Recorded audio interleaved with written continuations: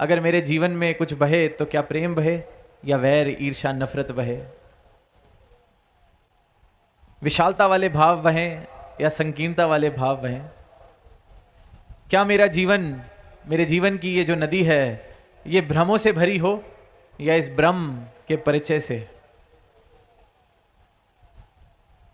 क्या ये शिकवों से भरी हो या शुक्राने से?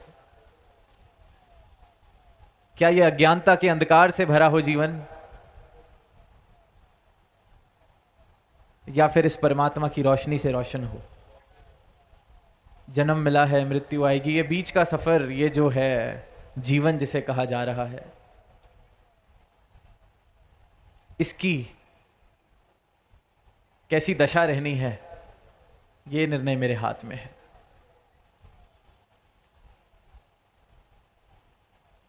बचपन में पढ़ने को मिला था कि सम्राट अशोक जब कलिंगा का युद्ध हुआ, उन दृश्य को देख के, इतनी हिंसा को देख के, इतना नुकसान देख के, इतनी पीड़ा देख के, कहते हैं उन्होंने उसके बाद शस्त्र ढाल दिए। उनको कोई जीवन में ऐसी प्राप्ति हुई कि फिर भगवान बुद्ध की शिक्षाओं के साथ उन्होंने अपना मेल बना लिया। अहिंसा के सिद्धांतों पर जीवन चलने लगा।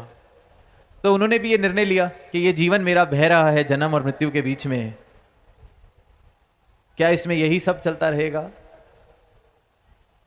युद्ध, पीड़ा, किसी की जान लेना, किसी को नुकसान पहुंचाना। पर परिवर्तन किया जब ये भाव आए मन में कि ये जीवन तो अभी बह रहा है, इसको जीते जी बदला जा सकता है। तो वहीं उन भावों को अपना लिया कि अहिंसा परमो धर्मा जिसे कहा जाता है, कि परम धर्म अहिंसा है। यही भाव युगों युगों से बताए जा रहे हैं, सिखाए जा रहे हैं कि इस परमात्मा को प्राप्त करो और अहिंसा का मार्ग। और अहिंसा हमें लगता है कि किसी को मैंने अगर हाथ उठाया तो हिंसा है, किसी को मैंने कुछ उठा के पत्थर मार दिया तो हिंसा है, पर किसी का दिल दुखाना भी हिंसा है, किसी के हृदय को ठेस पहुंचाना हिंसा है, किसी पर जोर जबरदस्ती करना हिंसा है, किसी को दुख पहुंचा रहे हैं तो हिंसा है। तो सही मायनों में अहिंसा परमो धर्मा का भाव यह हुआ कि हम ये प्रयास करें कि हमारे कारण किसी को दुख ना पहुंचे, हम दुख ना पहुंचाएं, हम सब में इस ईश्वर के दर्शन कर सकें। पर उसके लिए अनिवार्य है कि मुझे पहले ईश्वर के दर्शन करने पड़ेंगे। ईश्वर क्या है, परमात्मा क्या है, इसका राज जानना पड़ेगा। अपनी इन आंखों से जब मैं इस ईश्वर के दर्शन करता हूं तो फिर जर्रे जर्रे में भी ये ईश्वर दिखता है और हर इंसान में, हर मूर्त में ये ईश्वर दिखता है। तो फिर आसान हो जाता है कि किसी को मैं दुख ना पहुंचाऊं, क्योंकि सब में अपना रूप देखने लगता हूं, अपने रूप की पहचान मिल गई कि मैं इस ईश्वर का अंश हूं, सामने वाला भी ईश्वर का अंश है। तो ज्ञान की दृष्टि से देखें तो मुझ में और सामने वाले में अंतर क्या हुआ? ये तो अज्ञानता वाली दृष्टि थी जो जात मजहब की दीवारें बना रही थी।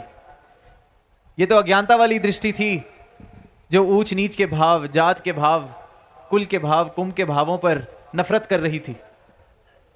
पर ये गुरु के ज्ञान की जो दृष्टि मिली है, नजर मिली है, उससे तो ये समझ आ गया है कि फर्क क्या है। जिसने मुझे बनाया उसने ही सबको बनाया है। जो मुझ में बस रहा है वही परमात्मा सब में बस रहा है। जिसमें मैं बस रहा हूं उसी में सब बस रहे हैं। तो फर्क क्या हुआ?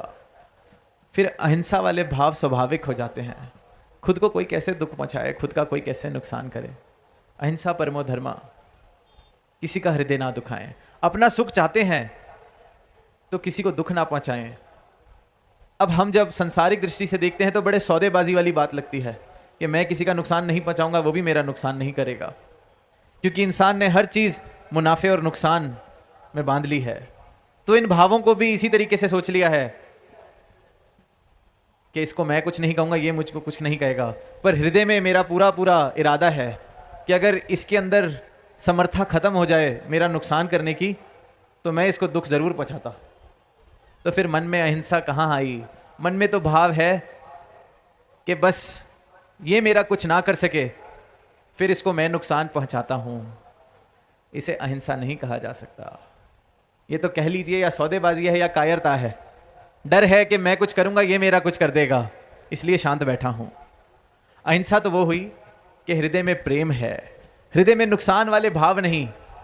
और जब हृदय में प्रेम आ जाए, किसी को दुख पहुंचाने वाले भाव ना हो, दुख पहुंचाने वाले भाव खत्म हो जाएं, तो जो बचेगा वो सुख है, जो बचेगा वो आनंद है।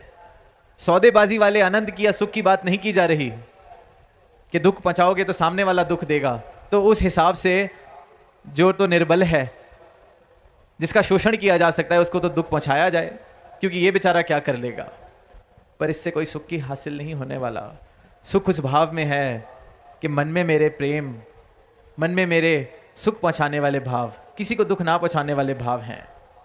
और जब हम किसी को दुख देते हैं तो किसी और ने आके हमें दुख नहीं देना, उसी पल में हम खुद को दुख दे रहे होते हैं।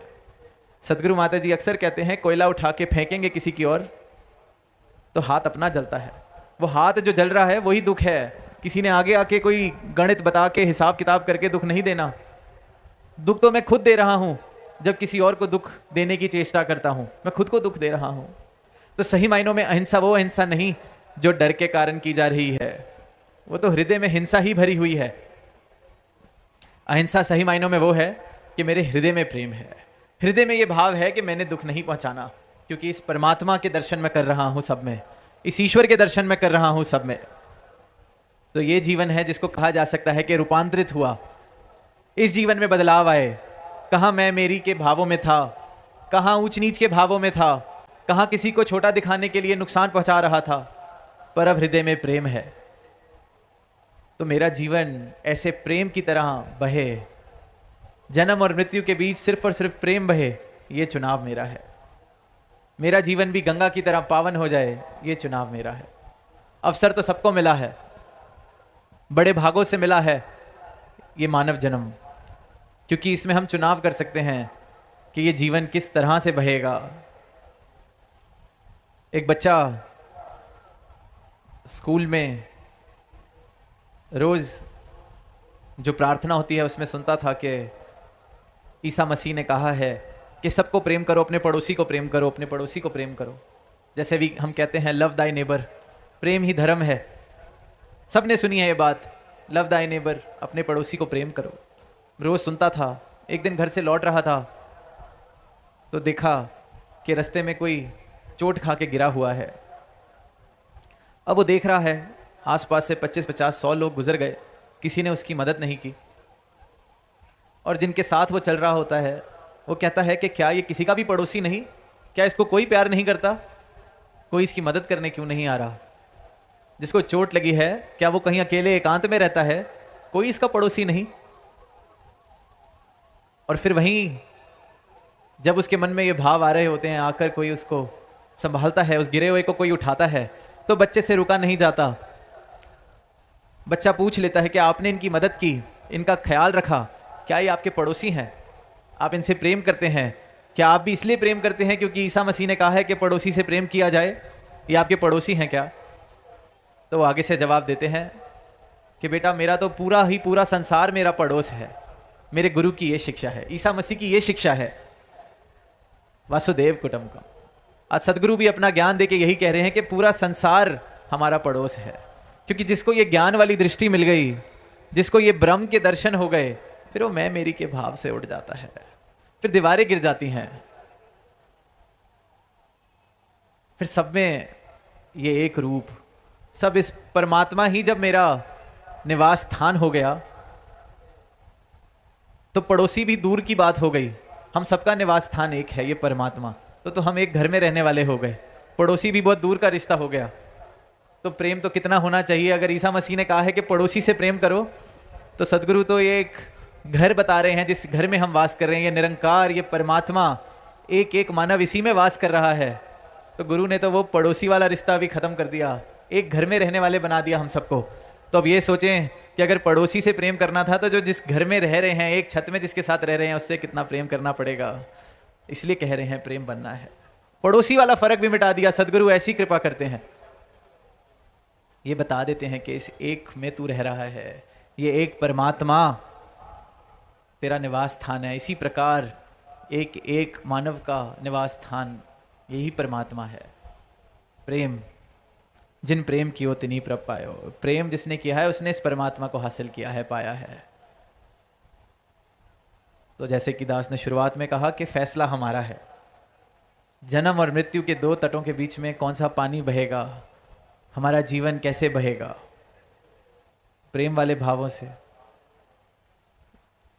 नफरत वाले भावों से। ये जीवन भी कहीं निरर्थक बन के ना रह जाए। मौका है, अवसर है कि सार्थक कर लें इस जीवन को। ये चुनाव करें कि सार्थकता बहेगी मेरे जीवन में या निरर्थक बन के रह जाएगा ये जीवन। जिस चीज का कोई कीमत नहीं, मूल नहीं, क्या उन्हीं में मस्त मगन होके उन्हीं चीजों में मैं कहीं ये जीवन ना गुजार दूं। जिस चीज का मूल है, जो सार्थक है, उसकी प्राप्ति कर सकूं। भक्ति में कहते हैं कि जिसने समर्पण किया उसने आनंद लिया। तो ये हमने चुनाव करना है कि मैंने अहंकार बहेगा जन्म और मृत्यु के बीच में, या समर्पण के भावों से अहंकार को तज कर मैं इस निरंकार को प्राप्त करूंगा। आर्यभट्ट का जिक्र हुआ तो कहते हैं कि उन्होंने ही शून्य का आविष्कार किया था। गणित में जो संख्या है शून्य, उसका आविष्कार आर्यभट्ट जी ने किया। तो जब जब आध्यात्मिकता में शून्य की बात होती है तो अक्सर ये कहते हैं कि खुद को शून्य कर लें। खुद को शून्य जिसने किया वो फिर बस इस जीवन में ये एक रह जाता है, ये परमात्मा। खुद को मैंने शून्य कर लिया, मतलब अपना अहंकार तज दिया, अपनी मैं को तज दिया, तो सिर्फ ये शेष रहता है, ये एक रह जाता है, ये एक परमात्मा। इस प्रकार से अपनी मैं को खत्म करा कि मुझ में और इस परमात्मा में भी फिर कोई फर्क नहीं रहता। राम कबीरा एक भय कोई ना सके पहचानी, क्योंकि खुद को खत्म कर लिया। जैसे ये नदी जो बह रही है जाके समुद्र में मिल जाए तो फिर कौन बताएगा कि कौन सा पानी नदी से आया था, कौन सा पानी समुद्र का था। राम कबीरा एक भय, पर खुद को शून्य करना पड़ेगा। एक होने के लिए खुद को शून्य करना पड़ेगा। और जो जो शून्य करने के लिए राजी हुआ है, जिसने सदगुरु के चरणों में ये सर झुकाया है, खुद को शून्य किया है, अपनी मैं को छोड़ दिया है, फिर वो ये निरंकार, खुद ही निरंकार वाला रुतबा उसका हो जाता है। ब्रह्म ज्ञानी आप निरंकार। अवतार बानी में सदगुरु ने खुद लिखा है, ब्रह्म ज्ञानी आप निरंकार। जैसे ये नदी का पानी समुद्र में मिल जाए तो कोई फर्क नहीं रहता, इसी प्रकार मैंने फैसला करना है कि ये जो जन्म और मृत्यु के बीच में बह रहा जीवन है, ये क्या परमात्मा में मिल सकेगा, परमात्मा हो सकेगा, या कहीं आगे जाके सूखी नदी वाली भावना इस जीवन के, वही दशा अज्ञानता के कारण, अंधकार के कारण। और बड़े दुख की बात है कि इंसान खुद को पहचान नहीं पाता, खुद को ये शरीर ही मान के बैठा है, खुद को सिर्फ और सिर्फ ये जो दुनियावी चीजें हैं इनको हासिल करने में लगा हुआ है। एक कहानी कहीं पढ़ने को मिली थी कि एक इंसान था, वो प्याज की खेती करता था। प्याज की खेती करता था, अब अपने गांव में उसने खूब प्याज बेचा, तो उसको किसी ने कहा कि क्यों नहीं कहीं दूर जाके ये प्याज बेच के आओ। अपने राज्य में तो खूब बेच लिया, क्या पता तुम्हें कोई ज़्यादा कीमत दे दे, कहीं दूर बेच के आओ, यहाँ तो और भी लोग हैं जो खेती करते हैं, शायद तुम्हें ज़्यादा मूल मिले। उसको बात लगी ठीक, जाता है। अब उसकी किस्मत कुछ इस प्रकार कि जहाँ वो पहुँचता है प्याज बेचने के लिए, उसको द्वार पे ही रोक दिया जाता है। पूछा जाता है क्या लाए हो, वो कहता है मैं प्याज की खेती करता हूँ, आपके इधर राज्य में प्याज बेचने आया हूँ, अनुमति हो तो मैं व्यवसाय कर सकूँ। अब उसकी किस्मत कि उस जगह पर, उस राज्य में किसी ने प्याज कभी देखा ही नहीं था, किसी ने प्याज नहीं देखा। तो वो अपने राजा के पास प्याज लेके जाते हैं, राजा को काट के प्याज खिलाया जाता है। अब राजा को प्याज बहुत पसंद, इतना पसंद आ जाता है, वो कहता है वाह क्या चीज़ है, सारा का सारा ले आओ, उसको मेरे सामने लाया जाए जो इसको बेचने आया है।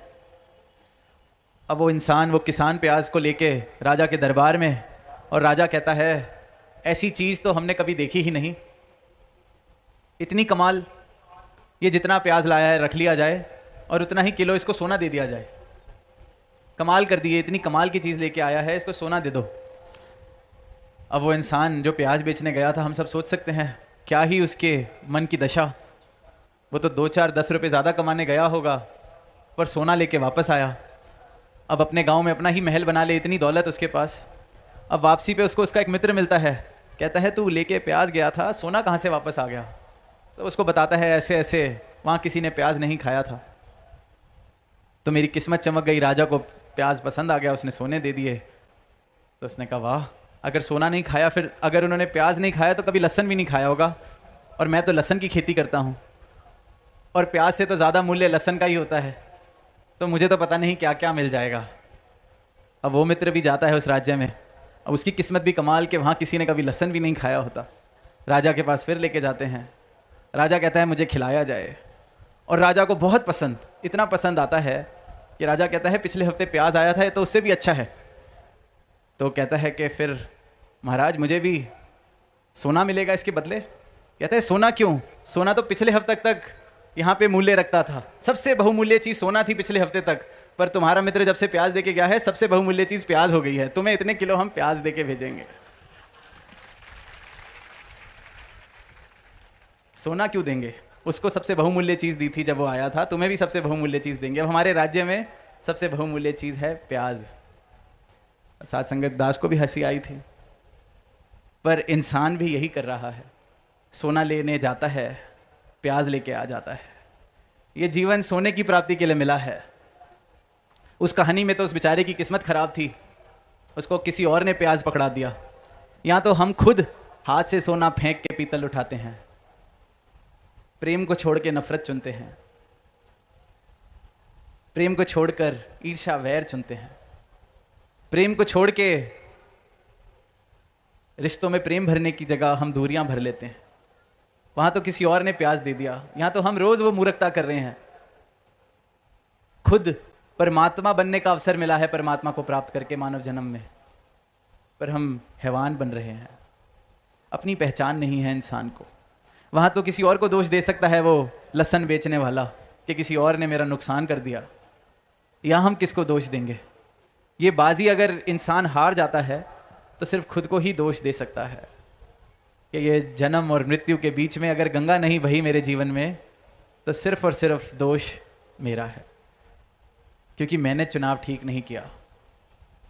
मैंने सोना छोड़ के पीतल उठाया, पीतल भी नहीं उठाया, मैंने मिट्टी उठाई।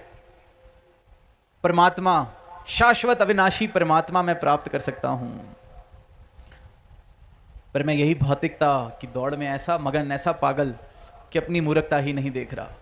कोई और मूर्खता करता है तो मुझे हंसी आती है, पर अपनी मूर्खता में देख नहीं पाता।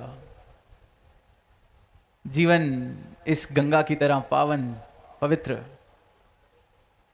पर मैंने सुखा के बंजर कर लिया है। मृत्यु से पहले मृत्यु जैसी दशा हो गई है, क्योंकि हृदय में प्रेम नहीं है, हृदय में विनम्रता नहीं है, हृदय में एक दूसरे के लिए सत्कार नहीं है, हृदय में जात पात के रोग आ गए हैं, हृदय में ऊंच नीच के रोग आ गए हैं।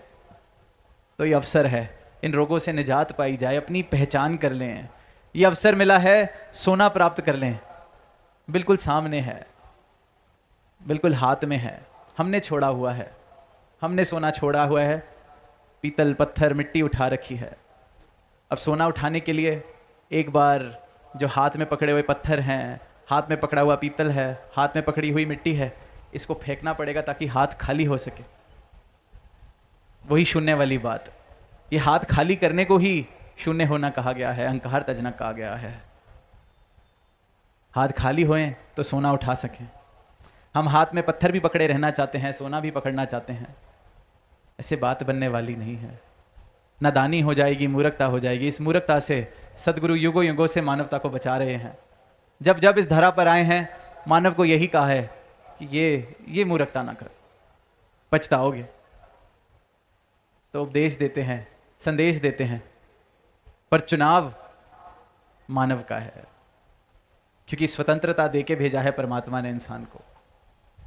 प्रेम जबरदस्ती नहीं कराया जा सकता, इसी प्रकार ये परमात्मा से प्रेम जबरदस्ती नहीं कराया जा सकता। मैं तैयार हो जाऊं अपने हाथ से पीतल पत्थर कंकड़ छोड़ने के लिए, तो सोना तो सामने ही है, उठाने के लिए हाथ खाली करने पड़ेंगे।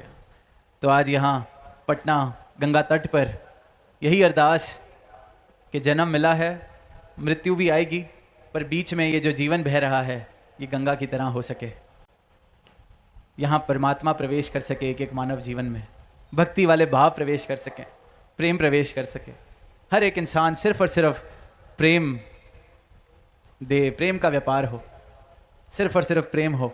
और प्रेम का व्यापार का मतलब ये नहीं कि किसी से कोई फ़ायदा उठाना है इसलिए प्रेम किया जाए। प्रेम के व्यापार का ही मतलब है कि दिया भी प्रेम जा रहा है, लिया भी प्रेम जा रहा है, सिर्फ और सिर्फ प्रेम। और यही प्रेम परमात्मा तक पहुंचाता है और मुझे परमात्मा बनाता है। ढाई आखर प्रेम के पढ़े सो पंडित हुए। तो यही अरदास दातार से कि एक एक मानव, ये जो जीवन मिला है, ये बाजी मिली है, ये बाजी हार ना जाए। ये बाजी जहाँ सोना प्राप्त हो सकता है वहाँ कंकड़ पत्थर मिट्टी पीतल सिर्फ यही इकट्ठा करता ना रह जाए। हर मानव सोने की प्राप्ति का हकदार है। ये परमात्मा खरा सोना है, हर कोई इसको प्राप्त करे, हर कोई अपने जीवन का मूल डाल सके। सिर्फ और सिर्फ मेरी हृदय की पुकार होनी चाहिए, जिज्ञासा होनी चाहिए, आत्मा का कल्याण इसी क्षण हो सकता है। तो इन्हीं भावों से दास इजाज़त चाहेगा प्रेम से कहना।